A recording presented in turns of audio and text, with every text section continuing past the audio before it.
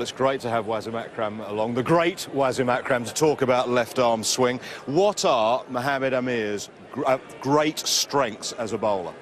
I think generally he's a wicket-taker bowler. He bowls in the right areas. He's got good attitude.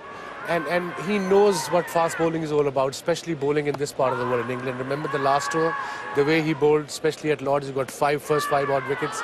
And his length has been perfect, especially on pitches like England, where it seams around and where it moves around. And that's where I think he has been consistent. And he's nippy, 140 plus, and that matters when you have control and when you can bowl 140.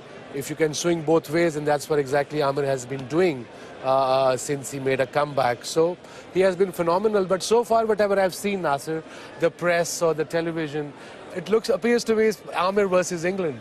Well, it might be Amir versus England. Swing, though, surely that is his key attribute, and the late swing. Yeah, that's the big thing, is the late swing. 90 mile an hour, the ball's coming down at you, you think it's not going to swing. You've got David Willey there as a comparison. There's nothing against David Willey, who's a very fine bowler, but he swings it a little bit from the hand.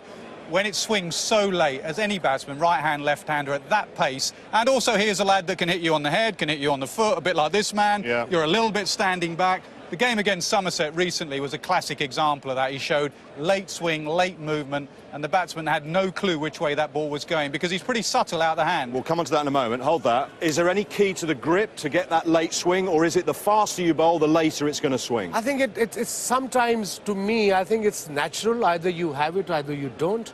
I mean, Peter Willey, isn't it? David Willey, Peter's son.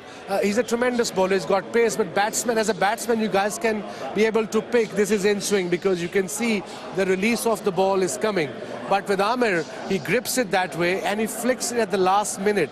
So balls come straight at pitches and then it nips back or goes away from the left-hander. And I think that's why he's been so consistent taking wickets, Amir, because he swings it late with pace. And when he bowls away swingers, obviously the shiny side, if this is the shiny side, he'll come this side. Instead of locking the wrist, he'll go slightly cross and then he flick it that way. So he comes out straight, and at the last minute it goes away from the right-hander. Show him the split screen. Well, we're trying to work out. Let's show the deliveries first. Let's show the deliveries first, because the way he challenges both the inside edge of Jonathan Trott's bat here, same innings, and then this one, a couple of balls later, he challenges the outside edge. So that's the variation. Now, come on, is he doing that deliberately? So left-hand side is the in-swing, right-hand side is... If you see the same position here, it's like this, the way I showed you. It's going towards first slip of the right-hander. And over here, he's going to flick it at the last minute, and that's going to come into the right-hander. That's why he has been phenomenal as a bowler, because of the control he's got. So the seam upright there. Yeah. And so Jimmy Anderson will have like a wobble ball. Wobbled a bit and then went across. Just show us that grip again, and what would the feel be off the fingers? Feel just here, and you go slightly wide, and just come here and flick it here. But arm has to be straight, high arm, and it has to flick just here, little flick. Practice is practice. I learned that while in nets, while playing county cricket for Lancashire. I learned everything. My natural swing was the in-swing. And then as a bowler, I realized that every batsman is sort of, gearing up for me, that I'll just bowling big in-swingers. Then I learned in nets, slowly.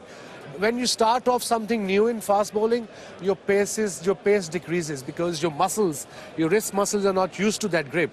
But after about 3-4 months, if you bowl consistently, the pace will come back as well with this away swinger as well. Well, he's got the variation in his fingers and his wrist. What about his variation at the crease? This one to Andrew Strauss coming in, and then this one to Alistair Cook. And if we... It's usually... pause it there. If any place... anywhere in the world would you like to use your crease, this would be the country, England, because of the seaming conditions. So he goes wide of the crease on this side, and obviously batsmen expect it to come in, and this one came in. But I used to go sometimes wide of the crease, and I used to bowl the away swingers to the left-hander as well. But that's why crease, you can only use crease if you got right control, and if you can swing the ball. If it's not swinging, there is no point using the crease because you might get hammered. How does that challenge the batsman? Well, just the game of cricket is about angles. You don't line him up as well. There's a slope here as well. He's moving it both ways. He's at pace. It's completely challenging you all the time. But the key for England is to realise that this lad has only played 8 first-class games in 6 years. He's not bowled more than 15 overs in an innings since November. So if they can see off his new ball burst, the outfield is heavy. His legs will be heavy coming back for that second, third, fourth spell, waking up tomorrow, the day after. Keep him in the field. He won't be the bowler in his third spell that he will in his first. What about the other variation, which is, we roll that on, when, like you used to do, round the wicket and then going across and away? Yeah, but there's a reason behind it, because as a batsman, you probably would play against me quite a bit of cricket. When I went around the wicket, when nothing was happening, with the angle, the ball is meant to come in, because we left-handers go wide of the crease, don't we? We can't come close to the stumps, because if we try, we'll run on the pitch.